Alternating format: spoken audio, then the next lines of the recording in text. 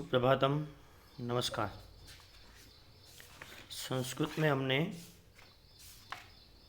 पहले 3 पाठ का अध्ययन किया। प्रथम पाठ में शब्द परिचय में हमने अकारांत पुल्लिंग शब्द और अकारांत पुल्लिंग के यानी पुल्लिंग के जो सर्वनाम है ए सह दोनों का अभ्यास किया। उसके बाद द्वितीय पाठ में हमने आकारांत स्त्रीलिंग शब्द और उसके सर्वनाम ऐसा और सा का अध्ययन किया। और तृतीय पाठ में हमने अकारांत नपुंसकलिंग शब्द और उसके सर्वनाम ए तत् और तत् का अध्ययन किया। आज ये सब सर्वनाम के साथ उसके क्रियापद कैसे लगते हैं। जैसे हमको पता है कि कोई भी नाम हो या सर्वनाम हो उसके साथ उसका क्रियापद आता है, तो नाम या सर्वनाम जो भी लिंग वचन पुरुष में होता है उसके अनुसार ही उसके साथ उसका क्रियापद आता है। तो हम देखें तो संस्कृत में 3 प्रकार के पुरुष है। जैसे हम इंग्लिश में अभ्यास करते हैं ना कि इंग्लिश में भी तीन पर्सन है ना, 3 पर्सन होते हैं, first person, second person, third person. तो ऐसे यहाँ पे भी जो इंग्लिश में 3rd पर्सन है जिसको हम सर्वनाम में बोलते हैं इसे, इट और ध्येय, उसका बहुवचन होता है। तो इसको यहाँ संस्कृत में बोलते हैं प्रथम पुरुष। क्या बोलते हैं? प्रथम पुरुष, जो इंग्लिश का 3rd पर्सन है। तो उसके साथ उसके क्रियापद कैसे आते हैं उसका हम अध्ययन करेंगे कि उसमें 3 लिंग होते हैं। संस्कृत में 3 लिंग है, पुल्लिंग, स्त्रीलिंग और नपुंसकलिंग। तो पुल्लिंग है तो पुल्लिंग के सर्वनाम है ए सह और सह। तो ए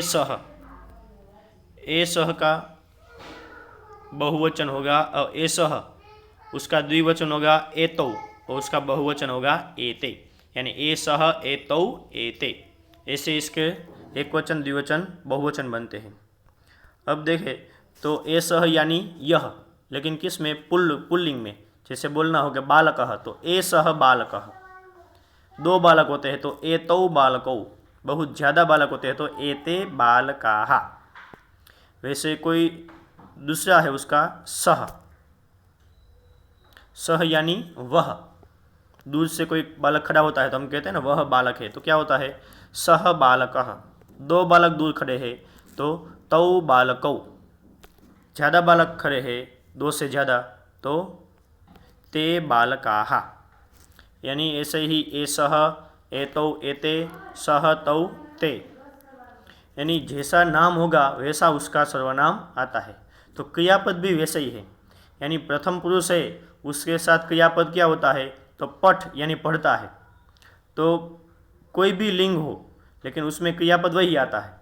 जैसे हमको इंग्लिश में पता है 3rd पर्सन में ही, सी, इट, वो तीनों के साथ हमको पता है कि वर्तमान काल में क्या आता है? तो तीनों के साथ ईजी आता है सहायक क्रियापद में। और तीनों के बहुवचन है ध्येय, तो तीनों के साथ क्रियापद क्या आता है? ध्येय आर आता है। तो ऐसे भी यहाँ तीनों भी लिंगों में, तीनों लिंग आप देख लो तो तीनों लिंगों में क्रियापद है, वो क्रियापद का प्रत्यय ती ही आएगा। तो ऐसे ए सह पठति, सह पठति, बालकः पठति, वो सब एक वचन होगा। लेकिन इसका द्विवचन क्या होगा? ए सह पठति, तो उसका द्विवचन क्या होगा? एतौ पठतः। यानी ए सह के साथ क्या आया? ती आया, लेकिन एतौ द्विवचन क्या हो गया? तह हो गया। तो ऐसे हमें याद रखना है कि ए सह पठति, एतौ पठतः, एते पठन्ति। वैसे सह पठति, तौ पठतः, ते पठन्ति। बालकः पठति, बालकौ पठतः, बालकाः पठन्ति। यानी नाम या सर्वनाम एक वचन तो उसका क्रियापद भी एक वचन, नाम या सर्वनाम द्विवचन तो उसका क्रियापद भी द्विवचन, नाम या सर्वनाम बहुवचन तो उसका क्रियापद भी बहुवचन आएगा। यानी वर्तमान काल में 3rd पर्सन के साथ क्रियापद में प्रत्यय क्या आते हैं ये याद रखना है हमको। ती, तह, अन्ति, ये तीनों आप याद रखना है वर्तमान काल में। यानी लट लकार उसको ये भी याद रखना है कि संस्कृत में वर्तमान काल को क्या बोलते हैं? लट लकार। ये भी याद रखना है। लट लकार में प्रथम पुरुष में प्रत्यय है ती तह अंति।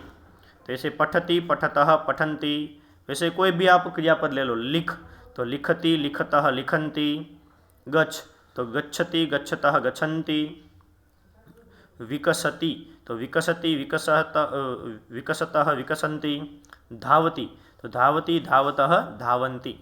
यानी ऐसे ती तह अंति। लेकिन याद रखना है कि जब नाम या सर्वनाम एक वचन तो क्रियापद भी एक वचन, नाम या सर्वनाम द्विवचन तो क्रियापद भी द्विवचन, नाम या सर्वनाम बहुवचन तो क्रियापद भी बहुवचन। यानी ये हमें याद रखना है।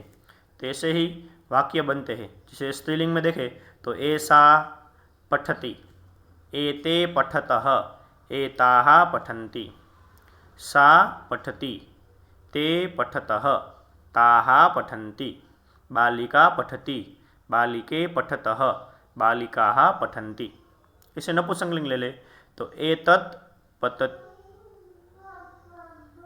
यहाँ थोड़ा मिस्टेक है तो यहाँ पतति आएगा, एतत् पतति, एते पततः, एते पतन्ति। तो ऐसे ही सब सर्वनाम के साथ और नाम के साथ क्रियापद कैसे आते हैं वो उसका हमें अभ्यास करना है। तो मैं आपको इसका अभ्यास के लिए दे रहा हूँ, तो आप इसका अभ्यास भी करें। जैसे यहाँ क्रियापद है कि सह पठति, तो उसका द्विवचन क्या हो गया, तौ पठतः, बहुवचन ते पठन्ति। जैसे ऐसा चलति तो एते चलतः, एताः चलन्ति। जैसे पुष्पम विकसति तो पुष्पे विकसतः, पुष्पाणि विकसन्ति। तो ऐसे ये सब जो रिक्त स्थानानि है वो आपको पूर्ण करना है। ऐसे में आपको एक बताऊँ तो सह गायति, तो सह का द्विवचन क्या होगा, तो सह का होगा तौ, तो तौ। गायति का द्विवचन हो गया गायतः, तो यहाँ आएगा, यहाँ पे आएगा तौ गायतः, और बहुवचन होगा ते गायन्ति।